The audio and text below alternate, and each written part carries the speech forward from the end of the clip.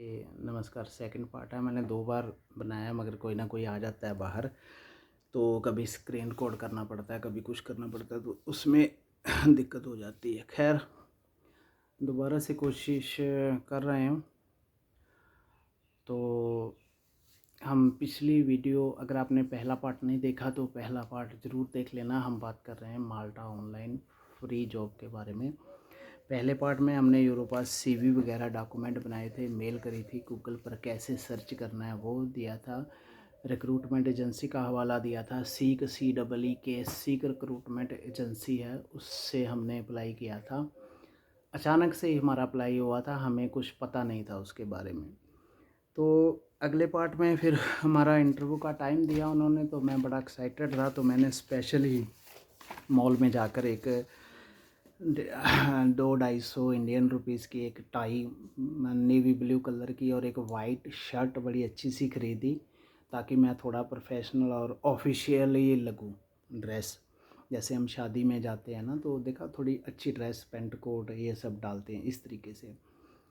और बाकी वाईफाई था रूम में। और दोपहर को सब ड्राइवर जो सुबह जॉब पे चले जाते हैं रात को आते, तो दोपहर को मैंने बताया हुआ था सबको कि 12 से 2 बजे आओगे तो मैं दरवाज़ा अंदर से लॉक करूँगा, शोर नहीं करना। बाकी इंटरनेट की कोई दिक्कत नहीं थी क्योंकि वाईफाई बड़ा स्ट्रॉन्ग था। तो मैंने कहीं से ट्राईपॉड लिया हुआ था तब यूट्यूब वगैरह का कोई भी इशू नहीं था, हमें कुछ भी पता नहीं था। तो ट्राईपॉड पे मैंने मोबाइल सेटिंग करके वीडियो कॉल करी। 70 साल की वो लेडीज़ थी, मैं उसकी फ़ोटो आपको दिखा दूँगा।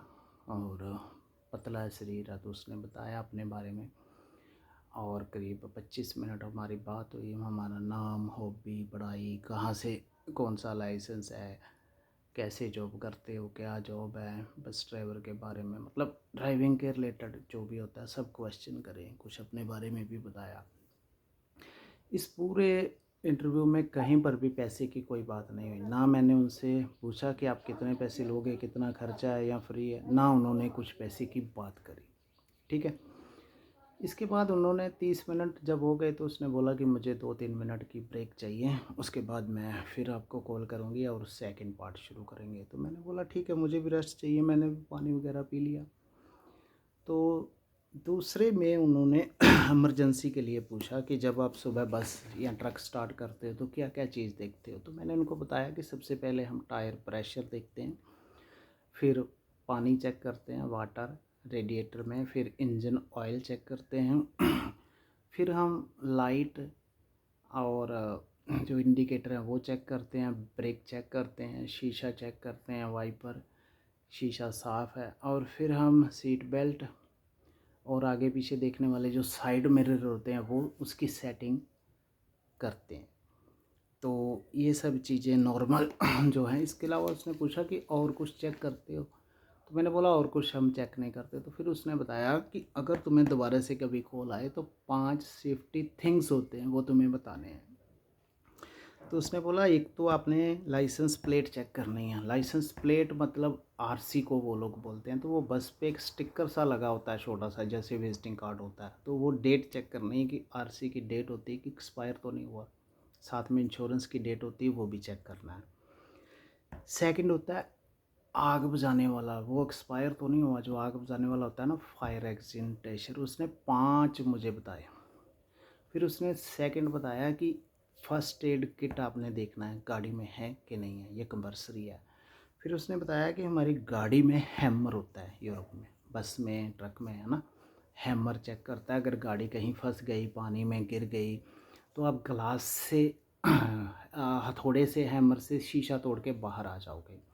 फिर उसने एक चीज़ बोली, वो भी बड़ी हैरानीजनक है, आप भी सुन के हैरान हो जाओगे। सीज़र, कैंची, बेल्ट काटने के लिए, कि आपने सीट बेल्ट लगाया, ट्रक पलट गया, कहीं गिर गया पानी में, खड्ड में, आप नहीं निकल रहे, तो आप बेल्ट कैंची से सीट बेल्ट काट के, अगर नहीं खुल रही तो बाहर आ सकते हो।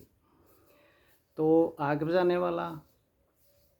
और 5वीं चीज़ उसने बताई वाइपर, वाइपर मशीन। कभी कभी अगर वाइपर नहीं चल रहे हैं तो हम गाड़ी नहीं चला सकते। तो ये 5 चीज़ें उन्होंने बताई कि आपने चेक करके रखनी है। आग बुझाने वाला, ये भी इमरजेंसी में आ गया। मेडिकल वाला किट भी आ गया, और हैमर और कैंची भी, ये भी इमरजेंसी में आ गई। फिर उसने बताया कि जब आप गाड़ी शुरू करते हो बस में, तो एक फॉर्म मिलता है, वो फॉर्म आपने भरना होता है। आपने पूरा गाड़ी का रिव्यू करना है घूम के, जहाँ जहाँ भी गाड़ी को स्क्रैच है वो सब मार्क करने हैं। टायर के भी, कहाँ टायर फटा हुआ है, कहाँ टायर पे दाग है, कितने। तो जितने भी मार्क होंगे गाड़ी को, थोड़ी बहुत गाड़ी तो हर एक अलग ही होती है, चाहे वो नई है पुरानी, तो स्क्रैच तो होते ही हैं हर एक गाड़ी में, चाहे वो इंडिया है चाहे वो यूरोप है, तो वो आपने मार्क करने हैं। फिर जो जो गाड़ी में काम है, जो नहीं, मान लो एक इंडिकेटर नहीं चल रहा तो आपने वो मेंशन करना है, हॉर्न नहीं चल रहा वो मेंशन करना है। अगर आपने कोई चीज़ मिस कर दी तो आपकी ड्यूटी मान लो 2 बजे ख़त्म है, दूसरा ड्राइवर आ गया, उसने वो चीज़ नोट कर ली तो आपको फ़ाइन मिलेगा। तो ये चीज़ मुझे नहीं पता था। अब उस पेपर का नाम होता है, मुझे ऐसे याद नहीं है। तो ये चीज़ उसने बताई। फिर उसने बताया कि अगर आपकी गाड़ी का एक्सीडेंट हो जाता है, आपकी गाड़ी का गाड़ी ख़राब हो गई, तो आप क्या करोगे। तो सबसे पहले जो क्वेश्चन है, मैंने बोला कि मैं पुलिस को कॉल करूँगा, एम्बुलेंस को कॉल करूँगा। ठीक है। अब यूएई और माल्टा का रूल अलग है। यूएई का क्या रूल है कि अगर कोई ज़ख्मी हो गया, एक्सीडेंट हो गया, तो आप उसको फर्स्ट एड, दवाई दारू कुछ भी नहीं दे सकते, इवन कि आप उसको हाथ भी नहीं लगा सकते। पर माल्टा में ऐसा नहीं। माल्टा में आप हाथ लगा सकते हो, उसको दवा दारू पट्टी पानी वगैरह पिला सकते हो। तो ये मुझे नहीं पता था, क्योंकि मैं कौन सा पहले कभी यूरोप गया था। तो इन सब चीज़ों पे बात हुई। तो हो सकता है आपको ये सब चीज़ें फालतू लग रही हैं, मगर जब कभी आपका इंटरव्यू होगा या काम करोगे, तो जब ज़रूरत पड़ेगी तो आपको लगेगा कि ये चीज़ें भी ज़रूरी हैं। फिर उन्होंने मुझे बोला कि सबसे पहले आपने पुलिस को कॉल नहीं करनी। अगर आपकी गाड़ी ख़राब हो गई है तो आपने जो सेफ्टी कोन होते हैं सबसे पहले वो लगाने हैं। अब मुझे उसने बोला कागज़ पर बनाकर लगा के दिखाओ वीडियो कॉल पर, तो मैंने कागज़ पर बनाकर दिखाए। तो उन्होंने बोला कि इस तरह से कोन नहीं लगाते। अब हमारे इंडिया में कैसे कोन लगाते हैं, मैं एक मिनट आपको दिखाता हूँ।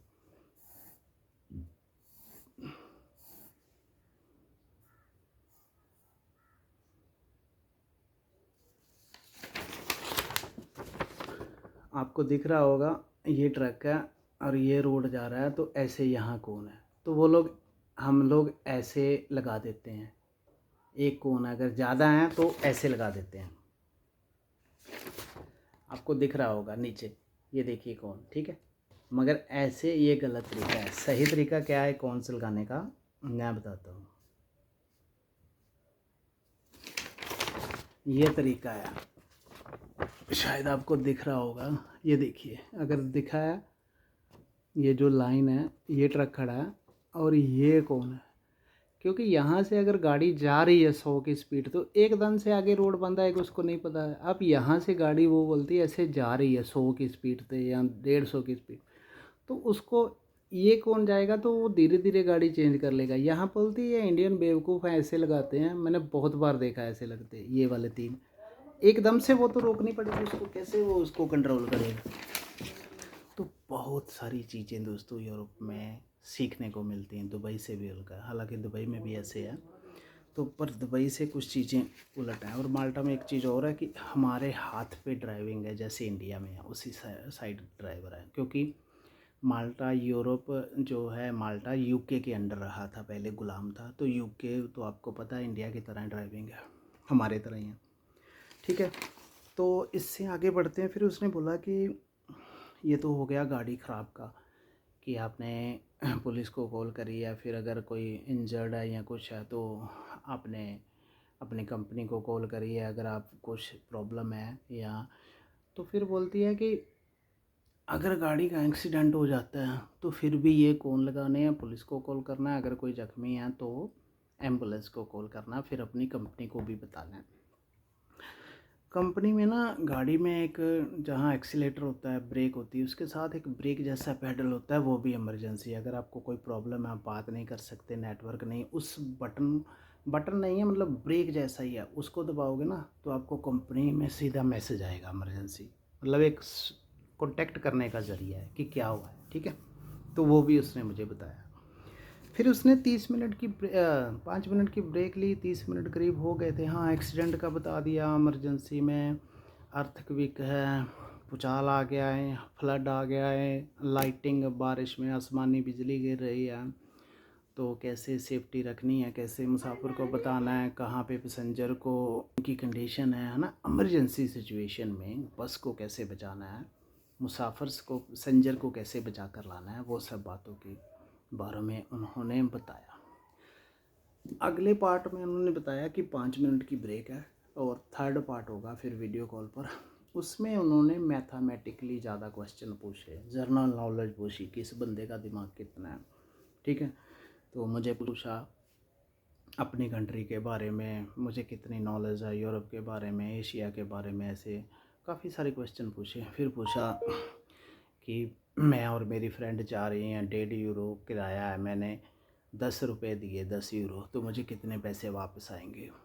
और फिर मेरी एक अगले स्टॉप पर एक और फ्रेंड बैठ जाती है, तो उसका 1 रुपया 25 पैसे किराया था, उसका भी बीच में से कट करके जो ड्राइवर है हमें कितने पैसे वापस करेगा। तो मैथमेटिकली ऐसे क्वेश्चन। फिर उसने एक क्वेश्चन पूछा, आप बस लेके जा रहे हो, ठीक है, तो बहुत ज़्यादा जो है बस में रश हो गया है, बहुत ज़्यादा मुसाफिर बैठ गए